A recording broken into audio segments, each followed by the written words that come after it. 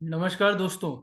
आज मैं बातें करने वाला हूँ क्लाइमेट चेंज से जुड़े हुए कुछ सॉल्यूशंस के बारे में। जी हाँ, अक्सर हम बातें करते हैं कि क्लाइमेट चेंज से होने वाले प्रभावों का निवारण कैसा हो, या उससे हम कैसे लड़ें, या उससे हम कैसे खुद को बचाएं। बहुत तरह की कई तरह की दुष्परिणाम हमें देखने को मिल रही है, जैसे अर्बन हीट आइलैंड या गर्मी का बढ़ जाना शहरों में स्पेशली, बारिश का अलग अलग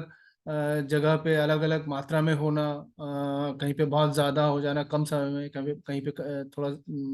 कम हो जाना जहाँ पहले ज़्यादा होता था, या साइक्लोन्स का आना जो पहले ना आते हों, या घने घने या काफ़ी जल्दी जल्दी साइक्लोन्स का आना, तूफान का आना, इन तरह के, या जैसे कोस्टल एरियाज में जो फ्लडिंग हो रही है स्पेशली सी लेवल राइज की वजह से, या समुद्र के जो पानी के लेवल के बढ़ने के कारण से, जो कि ग्लेशियर्स के या जो दूसरा आर्कटिक और अदर जो बर्फीले क्षेत्रों के गलने के वजह से हो रहे हैं। तो इनके सॉल्यूशंस क्या हैं, या क्या सरकारें क्या कर रही हैं, या किन चीज़ों पे ध्यान दिया जा रहा है, या कैसे इनसे लड़ने की कोशिश की जा रही है। तो नॉर्मली क्लाइमेट चेंज से होने वाले दुष्परिणामों से लड़ने के लिए हम जो सॉल्यूशंस हैं उनको दो बकेट में रखते हैं, दो डोमेन में रखते हैं। एक तो है जिसको हम बोलते हैं क्लाइमेट मिटिगेशन, और दूसरा है क्लाइमेट एडेप्टेशन। अब मिटिगेशन क्या है दोस्तों? मिटिगेशन है वह प्रयास जिससे आप उसके क्लाइमेट चेंज के जो सोर्स है, जो मेन जो कारण है, यानी ग्रीन हाउस गैसों का जो उत्सर्जन, स्पेशली कार्बन डाइऑक्साइड हो गया या दूसरे जो गैस हो गए जैसे मीथेन हो गया, इनके उत्सर्जन को या तो रोकना, कम करना, या जो ऑलरेडी छोड़े जा चुके हैं, एमिट किए जा चुके हैं एटमॉस्फेयर में, उनको वहां से हटाना। इनके कई सारे तरीके हो सकते हैं, जैसे फॉसिल फ्यूल बेस्ड एनर्जी से नॉन कन्वेंशनल एनर्जी में एनर्जी की तरफ शिफ्ट करना, स्पेशली अगर सोलर पावर की बात करें, या विंड एनर्जी की बात करें, जियोथर्मल एनर्जी की बात करें, जो सरकारें कर भी रही हैं। दूसरा हो सकता है कि अगर हम स्पेशली जैसे घरों में बिल्डिंग्स जो है, जो पहले जो बिल्डिंग्स या कन्वेंशनली जो बिल्डिंग्स बनाई जाती हैं उस पे इस तरह की एनर्जी एफिशिएंसी को ध्यान में नहीं रखा जाता था, लेकिन अब धीरे धीरे इसकी तरफ भी जागरूकता बढ़ रही है, क्योंकि शहरों में, दिल्ली जैसे शहरों या दूसरे शहरों में, ठंडे प्रदेशों में अगर एक कन्वेंशनल तरीके से घर बना होगा तो उसमें जो एनर्जी का यूसेज होगा वो बहुत ज्यादा मात्रा में होगा। तो अगर हम घरों की बनावट इस तरीके से रखें कि उसमें एनर्जी कम यूज हो, उसमें प्रॉपर वेंटिलेशन हो, हवा हो, तो एनर्जी का यूज जो है वो काफी हद तक कम किया जा सकता है, या हम इसे एनर्जी एफिशिएंट घर भी कह सकते हैं। जो एक और तरीका जो है जो कार्बन मिटिगेशन या क्लाइमेट मिटिगेशन में गिना जाता है, और जो सबसे कॉस्ट इफेक्टिव तरीका है और सबसे ज्यादा अच्छे से जो काम में आता है, वो है प्लांटेशन करना। स्पेशली अगर हम बात करें ऐसे प्लांट्स की जो काफी तेज गति से बढ़ते हैं, तो एक तरह से वो जितने कार्बन डाइऑक्साइड एटमॉस्फेयर में है उनको सोखने का काम करते हैं। तो ये जो कुछ तरीके हो गए, ये हम क्लाइमेट मिटिगेशन में गिनते हैं। और दूसरा जो जो मैंने कहा, जो दूसरा बकेट है, वो है क्लाइमेट एडेप्टेशन, यानी जो दुष्परिणाम हो रहे हैं उनमें ही हमें रहना सीखना, उन्हीं में हमें जीने के तरीकों को ढूंढना। जैसे अगर कोस्टल एरियाज हैं, जैसे जहाँ पे फ्लड की समस्या हो रही है, तो वहाँ के जो जमीन के लेवल को और ऊंचा करना,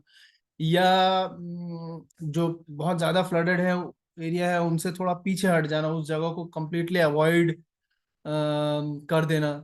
क्लाइमेट एडेप्टेशन के और भी तरीके हो सकते हैं, जैसे अगर सूखे इलाकों की बात करें तो धीरे धीरे उन फसलों की तरफ शिफ्ट करना जो ड्राउट रेजिस्टेंट हो, जिनमें कम पानी की जरूरत पड़े, या सूखे को जो झेल सकें। और भी कई तरीके के क्लाइमेट एडेप्टेशन की उदाहरण है, जैसे यूएस जैसे कंट्रीज में जहाँ पे वाइल्ड फायर, और भी कई देशों में जहाँ पे वाइल्ड फायर की समस्या बहुत ज्यादा है, स्पेशली गर्मी के बढ़ने के कारण से। ऐसे जगहों में अब वाइल्ड फायर में ही जीने के लिए प्रिस्क्राइब्ड फायर की बात कही जाती है कि आप पहले से ही फायर करके उन उन उन उन जो इलाकों को वहां से हटा दें जो फ्यूल का काम करते हैं। तो ये जो दो बेसिक जो एरियाज हैं उन पे कई तरह के काम हो रही हैं। ऐसे भी उपाय हैं जो दोनों कैटेगरी में ही शामिल की जा सकती हैं, जैसे कि मैंने अभी बात किया था, जैसे कोस्टल एरियाज में स्पेशली सुंदरबन हो गया या उड़ीसा के तटवर्ती क्षेत्रों में इस तरीके की बहुत सारे प्रोजेक्ट्स चल रही हैं, जिसमें जो एकदम जो कोस्टल एरिया जहाँ पे फ्लडिंग बहुत ज्यादा होती है या जहाँ पे साइक्लोन से बहुत ज्यादा प्रभाव पड़ता है, तो वहाँ पे स्पेशली मैंग्रोव एरियाज की बात करें तो वहाँ पे मैंग्रोव्स को फिर से वापस लगाना। तो ऐसे बहुत सारे प्रोजेक्ट हैं जहाँ पे इन पेड़ों को जो कि जो वहाँ पे नेचुरली ग्रो करते हैं उस जगह से एक तो उन उन उन जगहों को रिक्लेम किया जा रहा है। दूसरा वो साइक्लोन से भी इसकी रक्षा करते हैं, सुनामी जैसी चीजों से भी इसकी बचाव होती है। और ये तो एक तरीके से एडेप्टेशन हो गया, साथ ही में जो पेड़ जो लगाए जा रहे हैं वो मिटिगेशन का भी काम कर रहे हैं, क्योंकि वो कार्बन डाइऑक्साइड को भी अपने में समा रहे हैं। एक जो एक और जो वर्ड या एक और फ्रेज जो काफी यूज की जाती है वो है क्लाइमेट रेजिलियंस। क्लाइमेट रेजिलियंस की बात आजकल गवर्नमेंट सरकारें बहुत कर रही हैं। क्लाइमेट रेजिलियंट बेसिकली यही है कि एक इंटीग्रेटेड अप्रोच है जिसमें सरकारें, बेसरकारी जो ऑर्गेनाइजेशंस हैं और भी जितने सारे अलग अलग इकाइयां हैं वो सभी मिलके काम करती हैं, स्पेशली लोगों को, इंस्टीट्यूशंस को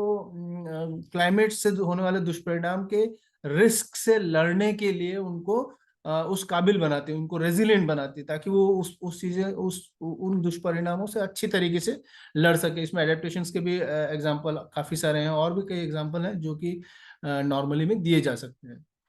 तो ये जो चीजें हैं ये काफी इंपॉर्टेंट है। नॉर्मली में हम अक्सर climate change as a problem हम डिस्कस करते हैं, but these are also solutions, these are some areas or these are some of the domains which actually act as a solution for this challenge or threat called climate change. Thank you.